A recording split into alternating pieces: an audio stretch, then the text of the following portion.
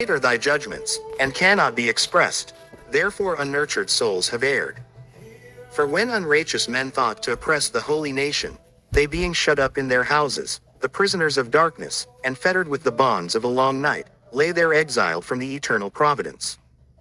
For while they supposed to lie hid in their secret sins, they were scattered under a dark veil of forgetfulness, being horribly astonished, and troubled with strange apparitions.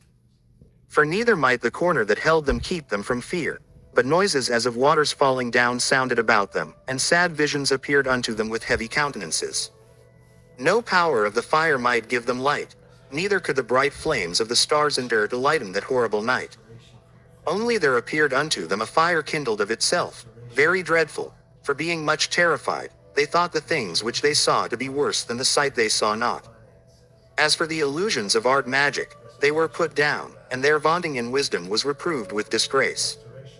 For they, that promised to drive away terrors and troubles from a sick soul, were sick themselves of fear, worthy to be laughed at. For though no terrible thing did fear them, yet being scared with beasts that passed by, and hissing of serpents, they died for fear, denying that they saw the air, which could of no side be avoided.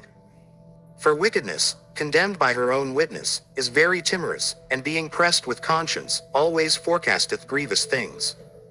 For fear is nothing else but a betraying of the succors which reason offereth. And the expectation from within, being less, counteth the ignorance more than the cause which bringeth the torment.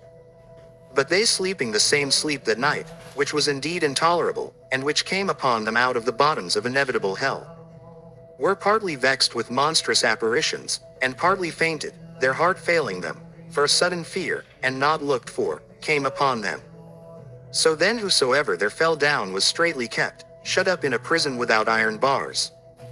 For whether he were husbandman, or shepherd, or a laborer in the field, he was overtaken, and endured that necessity, which could not be avoided, for they were all bound with one chain of darkness.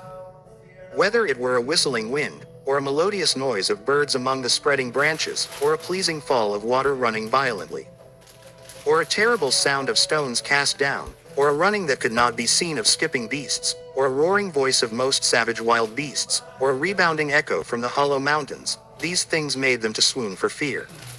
For the whole world shined with clear light, and none were hindered in their labor.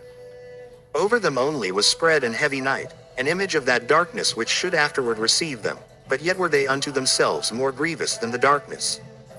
Wisdom of Solomon.